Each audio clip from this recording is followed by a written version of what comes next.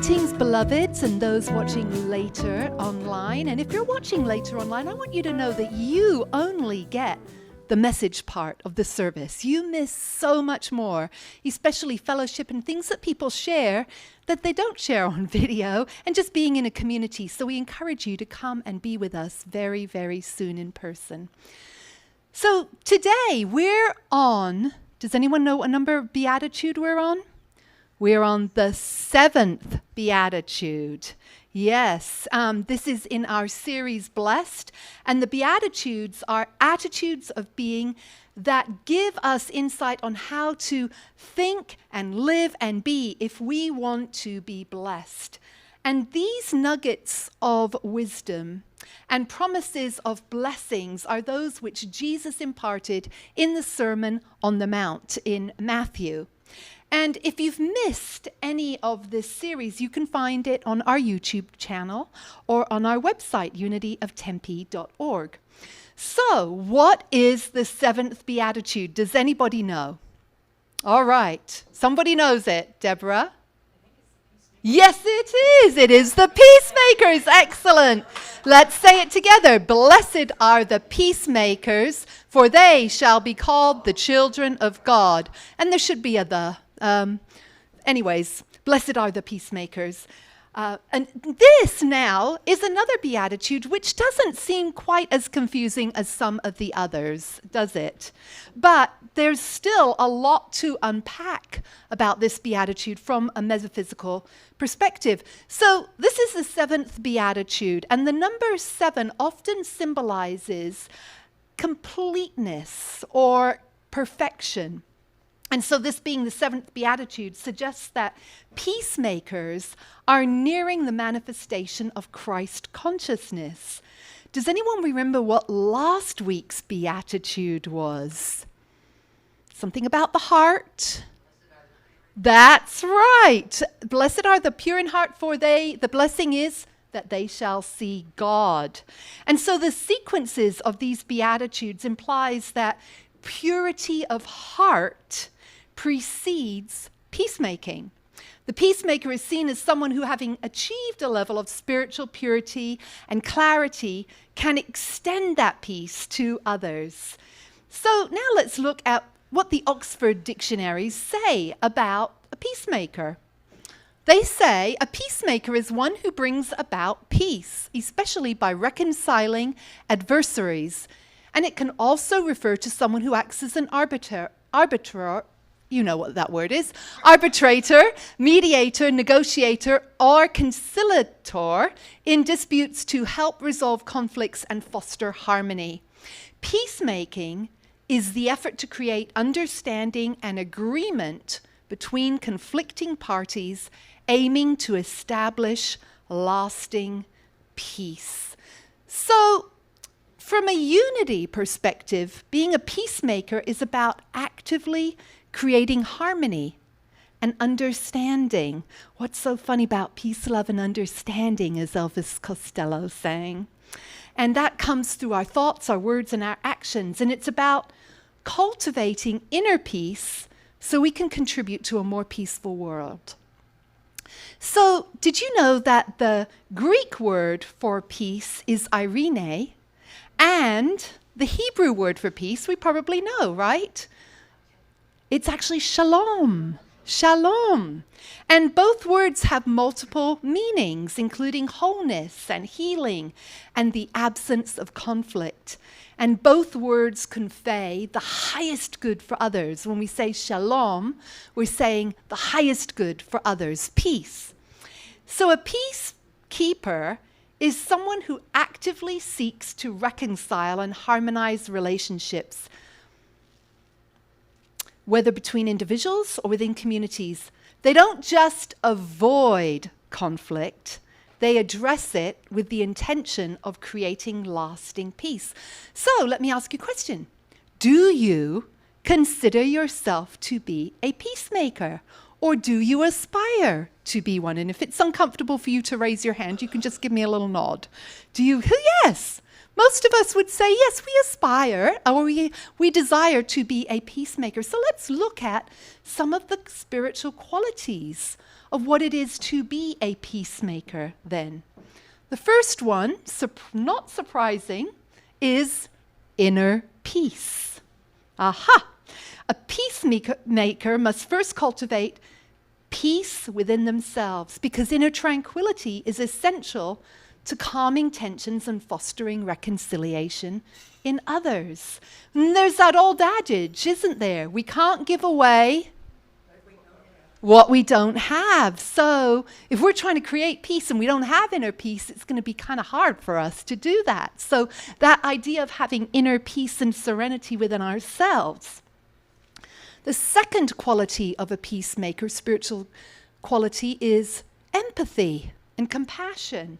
Seeking to understand and have consideration for the feelings of others, that's crucial for being a peacemaker. Kindness and understanding supports bridging of gaps and healing of wounds. And then this one, active listening and patience.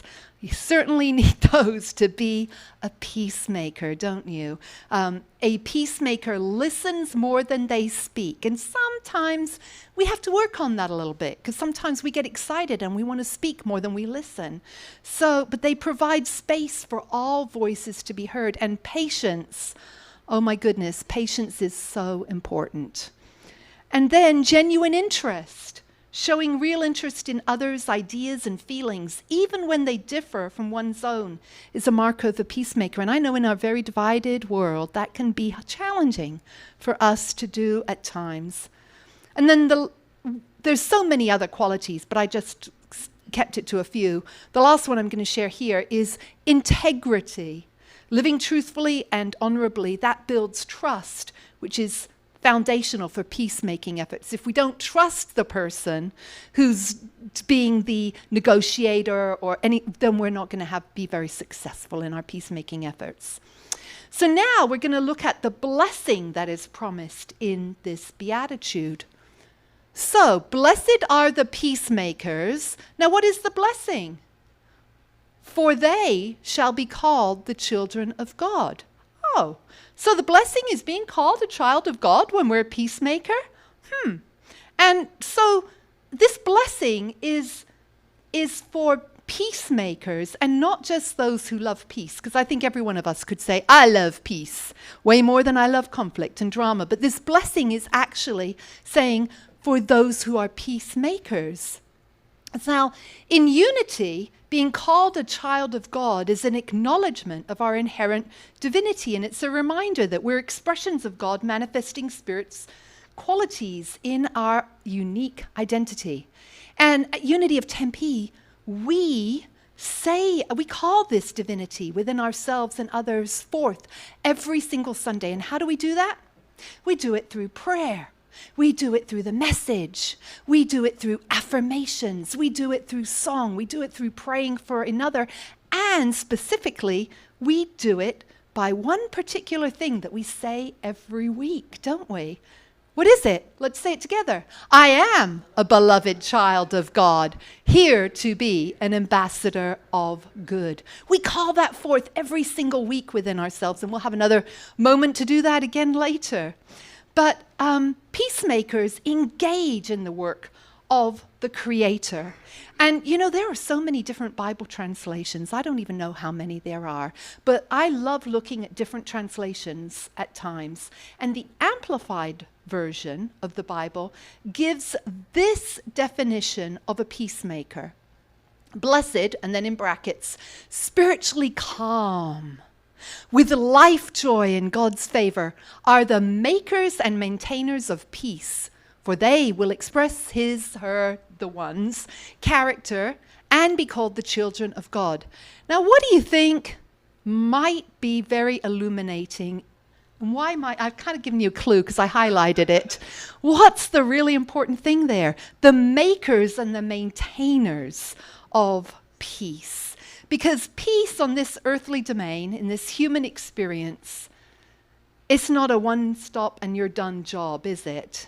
We have to we might get peace, and then all of a sudden it's like gone out the window for some reason. Because if it was just a one stop and you're done, forever and ever, amen, then after all the wars in the world and all the subsequent peace treaties, we would have evolved into a very peaceful world with a total absence of war and conflict. But that isn't the case, is it? That doesn't work that way in our world or in our lives. We might be a maker of peace, but the key is maintaining that peace. And it can be challenging to maintain that peace, can't it? Because things can come and throw us off our kilter a little bit. We can have situations that arise and they vie to steal that peace. There can be misunderstandings or a decree that wasn't the way we expected it to go, or something happens and we're like, ugh. Actually, the tooth has not thrown me off my peace, though. I've been in prayer and meditation around that. Or as we can have a tragedy in our lives, or a diagnosis, or something can take us off course. It doesn't go the way we had envisioned. And there's an old unity affirmation that states, nothing can disturb the calm peace of my soul.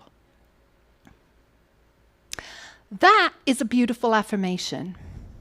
But I always wonder, and I know I've said this before, if nothing ever disturbs the calm peace of our soul, if we're really awake. Because there's a lot going on in the world that can disturb the calm peace of our soul. And so, the soul, that nothing can disturb the calm peace of our soul. And My mind is different. yes. Exactly. Our mind is different. Exactly. Our mind is different, but they're connected because what we think goes down there. So we may be thrown off kilter, but it may be a divine invitation. We may be thrown off kilter about something, and it may cause us to be in action to be a peacemaker in some area. So I invite us to look at that. Might take us something to be more proactive about something. For me, I'd been putting off going to the dentist, right? So it's like, you're going. All right. So the making and the maintaining of peace, well, I think it can kind of be likened to weight loss. So think of when you wanted to release a few extra pounds. Perhaps none of you look like you need to at all, but think about maybe at the beginning of January, and you're like, oh, I indulged very heavily in Christmas festivities, and I desire to release some pounds. Well, the releasing of the pounds is one thing, isn't it? And you're like, yeah, but the maintaining of the weight is a completely other thing, and both are equally important because many lose the weight, yet without maintenance gain it right back again and plus some. So to live a harmonious life, our interactions with others require us to maintain peace in some way. It's kind of like driving on the freeway. If we stay between the lines, signal when we're going to change lanes, keep our speed appropriate, and are respectful of other drivers, things generally go well. We're maintaining the peace. However, if we start acting erratically, honking without indicating, changing lanes just all willy-nilly, hauling items without securing them, a pet peeve in Arizona, I have to say, then that's disturbing the peace, and someone is likely to get hurt. Now, sometimes peace comes from conflict, from bringing opposing parties together, and peace calls us to be loving and understanding, but not silent about things that matter. A peacemaker stands up to injustice, intolerance, and discrimination, and more. In the words of the immortal MLK, peace is not merely a distant goal that we seek, but a means by which we arrive at that goal. So in challenging situations, as we strive to be makers and maintainers of peace, it is a soul level, as Linda pointed out so beautifully, a soul level invitation to reveal the highest qualities of our being. An invitation, sometimes we accept, we're like, yeah, I can do it right now. And other times, We take that invitation, because we don't like where we're going to have to go with that peacemaking, and we rip it up, and just for added effect, we stomp on it. And we just think, I'm not going to do it. I can't do it in that moment. And we wonder later what went wrong. If we truly want to accept the invitation to be a maker and maintainer of peace, we might have to give up a few things. Oh, what might we have to give up? Well, the need to be right. We can still be right, but give up the need to be right and to convince others we are right. The need to make others wrong. Comparing ourselves to others. Anyone else ever do that? Is that one for some people? Yes. A belief in scarcity. We might have to give up the idea that more is always better, meaning greed in a way. If one is on sale, then I must have 7,000 of them because they're all on sale. Yes, I did do that a little bit with Activia yogurt this weekend because, you know, antibiotics and you're supposed to take yogurt, right? So we went to the store and Activia yogurt was on sale, 4 of them for $1.50, which is an amazing price. And so they were just literally, as we were there, putting them on sale right then. And they're normally like a lot more than that. So I'm like, 1, 2. Oh, let's take home 12. Yes. And then I had Ron get more. They're dated June 30th, but I think they'll be okay for a few more days, right? Because I'm supposed to take 2 right now, so everything comes out good. Yes. So anyways, I can do that with a deal. Absolutely. Unworthiness. The belief that we're not enough. We have to give that up. That's a bunch of rubbish talking to us. Fear of. Now you fill in the blank around that one, because we've all got them. Anyone not got any fears? We're probably not living in this world, because we've all got fears of something at some time or other. Yes, I admitted one to you. So fear, you fill in the blank. Give up that fear. Trying to be or look perfect, and dominating conversations and not truly listening to others. So, what do you need to let go of? You don't have to shout it out. Just think about it.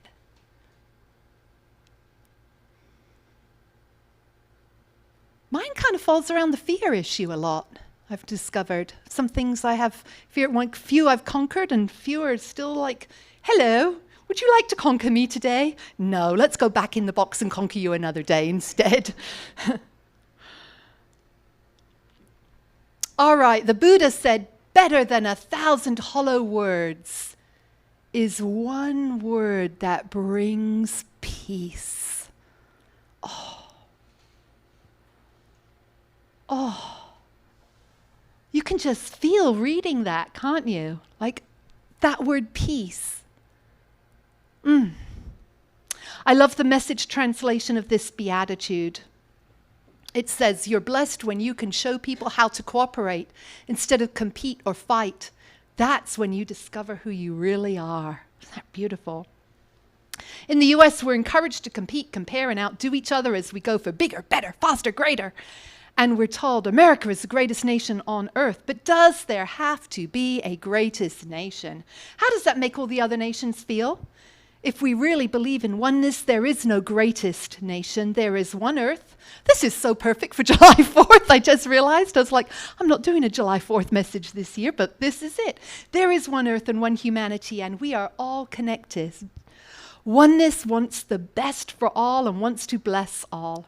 Being a peacemaker requires us to truly know in our souls that the whole world is our family. And one of my favorite quotes, let's say it together. If we have no peace, it is because we have forgotten that we belong to each other. And I love this image of this guy that obviously this was a Zoom virtual something, and he's hugging everyone virtually. As we continue to grow spiritually, we recognize that we're always in process, always changing. And so too are others, even those who are acting in less than peaceful ways. Romans chapter 12, verse 8 gives excellent advice on peace. Do everything possible on your part to live in peace with everybody. And that's from the Good News translation. And the Message translation says, don't hit back. Discover beauty in everyone. If you've got it in you, I love that, like invites us to have it in us. Get along with everybody. I love that.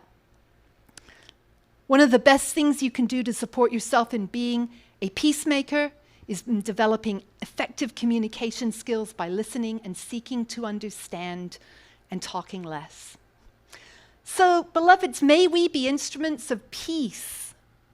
May we be instruments of peace in a world that yearns for tranquility. Our world is yearning for it. And may we do so aligning with the highest good, contributing to the healing and the wholeness of all. Thank you so much for joining us on this journey of the Beatitudes. We've got another Beatitude and then a wrap-up where we go through them all, because I don't know about you, but I can't remember them all now, so we're going to have a wrap-up as well. And may the peace that surpasses all understanding guide your hearts and minds and your souls. And may you continue to be a beacon of light and hope in all that you do. Your journey as a peacemaker is a precious gift to the world, and we are all here to support each other every single step of the way. And there's a beautiful meditation from Unity Worldwide on peace that I invite us to use to anchor this message today.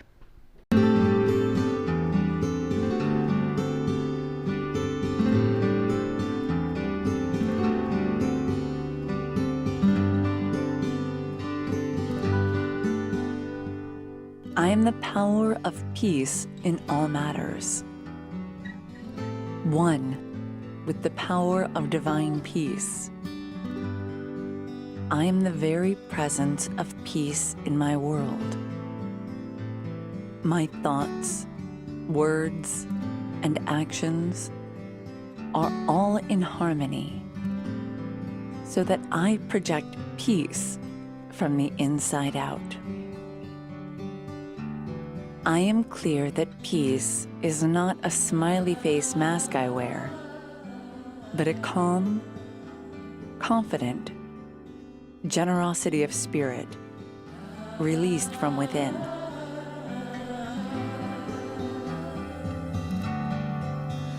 How beautiful, how beautiful, how beautiful you are. How beautiful, how beautiful, how beautiful you are.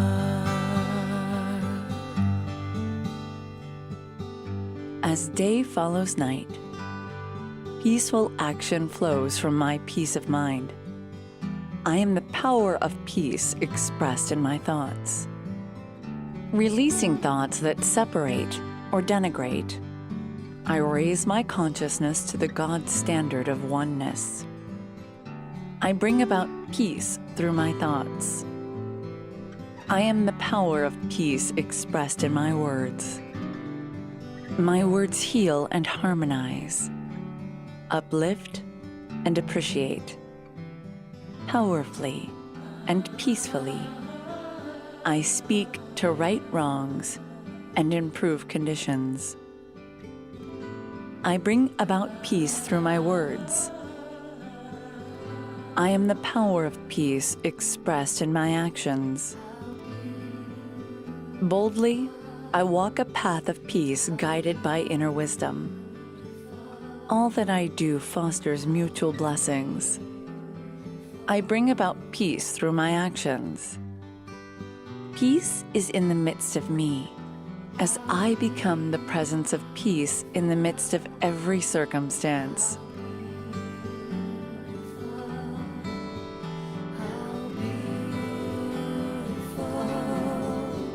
You are. How beautiful, how beautiful, how beautiful you are.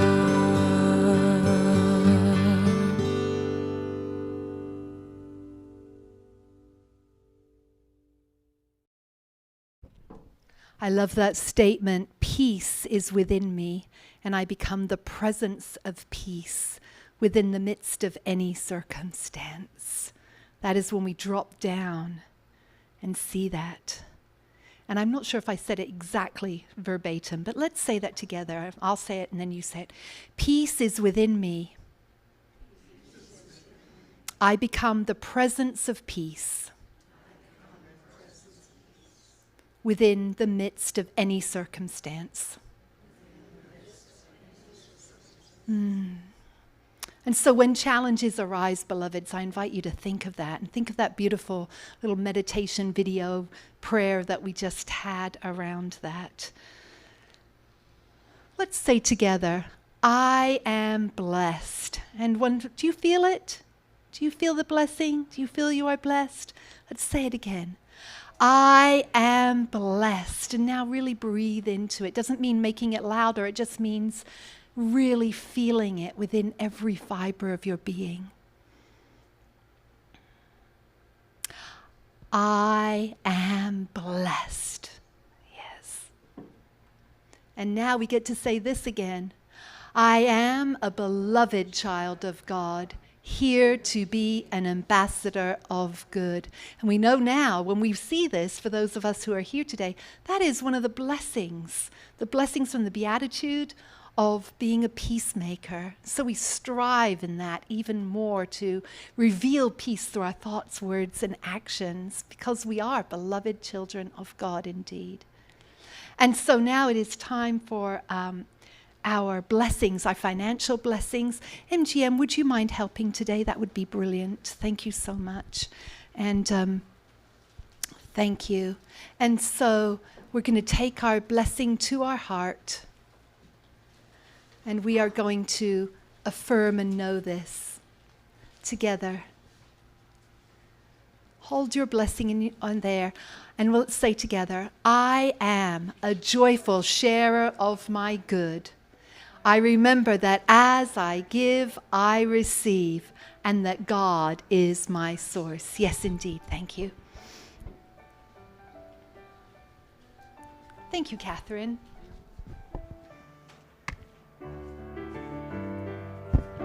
We're so grateful for your blessings. This is what helps us to stay here at Unity of Tempe. Oh, yes, and we do have for those giving online, you can just click this now if you prefer. We have our little QR code, and it takes you directly to the Unity of Tempe page. Yes, forgot about that. For PayPal or Zelle. Thank you, thank you. Thank you, MGM. Thank you, Divine Spirit. We are so grateful for these gifts. We bless the giver and the receiver and the stewardship of their use. We bless every prayer in the prayer box and know that it is answered in the highest possible way. And we bless every person who is with us for the first time today, affirming, accepting that their heart has been filled, that they meet someone new who will welcome them, and that they do indeed come back to be part of our spiritual family again, and know that they are loved and always have a home here with us. And so it is. Amen. Zoom prayer and Connect call on Thursdays. We love this time to pray with each other. It's been going since we started COVID. Sometimes it's just a couple of us, and sometimes there's 7 or 8 or more. And we just love this. And we get prayer requests too by email or by text. And it's our intentional food giving today. I know it's the summer, so thank you for bringing for Matthew's food crossing. Thank you, Carol, for doing that. Yes, thank both of you lovely ladies there. And if you want to bring food in, this goes to Matthew's crossing. And we're still doing the water. Thank you, Linda, for bringing in water last week, I believe it was. And we want you to know that you're loved. You are important. You matter. And you make a difference. And who do you know in your life who needs to hear this? Think about somebody who's really struggling or not struggling or just doesn't feel so loved at the moment. Invite them to come and be with us so we can together love them and let them know that they are important, valued, and that they're just a precious being. So many times we don't hear that out in the world. We hear a lot of other things. So we want people to know that. Next week, as I said, will be the final beatitude and then a review. And next week, be here if you can, because next week, like today was fairly straightforward. Peacemaking, oh, we love that one. Next week's a little bit more like, we got to interpret this one from a metaphysical standpoint more. So be the ones that you get to go, oh, I didn't know that. So hopefully. So let us say together the prayer of protection. The light of God surrounds us. The love of God enfolds us. The power of God protects us. The presence of God watches over us. Wherever we are, God is. All is well, and we are grateful. Yes, we are grateful indeed.